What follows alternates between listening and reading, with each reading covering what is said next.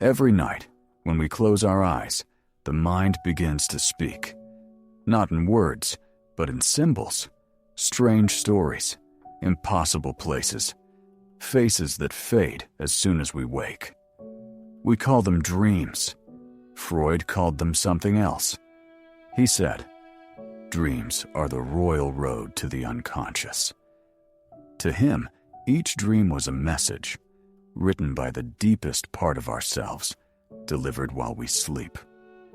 Tonight, we're stepping into that hidden world, a place where desire, fear, guilt, and memory blend together and show us who we really are. At the turn of the 20th century, a young doctor in Vienna began to notice something curious. His patients weren't just suffering from physical pain. Their bodies seemed to echo their emotions. Headaches appeared after heartbreak. Tremors followed guilt. So Freud started listening, not just to their words, but to their dreams. He believed the mind hides what the heart cannot bear, and that those hidden thoughts leak out at night. In 1899, he published The Interpretation of Dreams, a book so controversial that some called it dangerous, because Freud claimed that our dreams reveal the secret wishes we repress during the day. Freud said every dream has two levels: the manifest content, what you remember when you wake, the story, the characters, the scene, and the latent content, the hidden meaning behind it, the emotion you tried to bury. For example, you dream of flying. On the surface, it's freedom. Underneath, it may be escape. The wish to break away from control. You dream of falling. To Freud, that's not gravity, it's anxiety, the fear of losing power, love, or approval. The dream hides truth behind metaphor, because truth would wake you up. And Freud believed the mind disguises meaning to protect sleep. Deep inside us, there's a guard at the gate of consciousness. Freud called it the dream censor. It decides which thoughts are allowed to surface and which must stay buried. When feelings like anger, jealousy, or forbidden desire try to rise, the censor twists them into symbols. That's why dreams often look absurd. They're emotional riddles written in code. You dream you're late for an exam. Maybe it's not about school at all. It could be guilt or fear of being judged. You dream of a locked door. Maybe it's your own fear of intimacy. The unconscious never lies, but it loves disguise. Let's pause the theory and talk about what this means for you and me. Freud's dream theory isn't about strange objects. It's about feelings wearing costumes. A house in your dream might be your body. Water often represents emotion, a journey, your life path. Death, transformation, not an ending.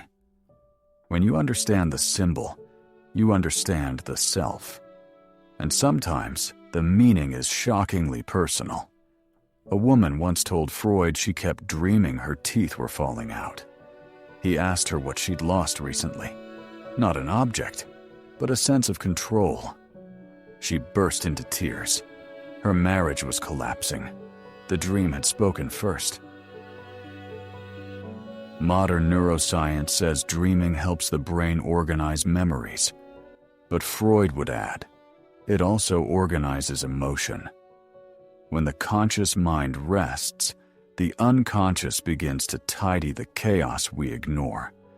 It takes the pain, the longing, the shame, and gives them shape.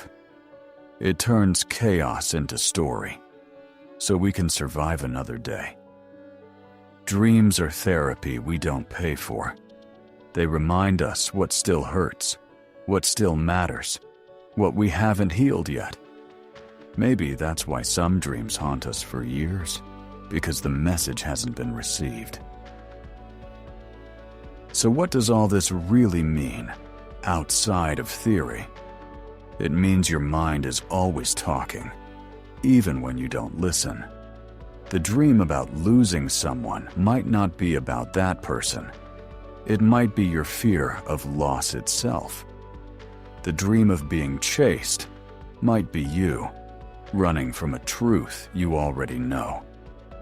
And when you dream of love, perhaps it's your own heart asking to be seen. You don't need a degree to understand your dreams. You just need honesty.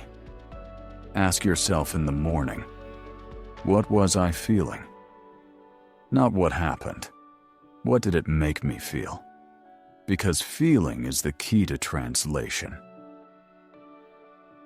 Freud once wrote, "We are not masters of our own house." He meant that the conscious mind is only a small room in a much larger mansion. The rest is the unconscious. Locked doors, silent halls, forgotten memories still breathing. Dreams are how those rooms speak to us. They whisper, they warn, they heal. So tonight, when you close your eyes, don't run from the story that begins. It's not fantasy. It's autobiography written in code. And maybe, just maybe, your next dream is trying to set you free. This is ShadowPsychology, where we explore the hidden layers of the human mind. If this journey spoke to you, share it. Someone out there is dreaming the same dream. And remember, your mind never sleeps.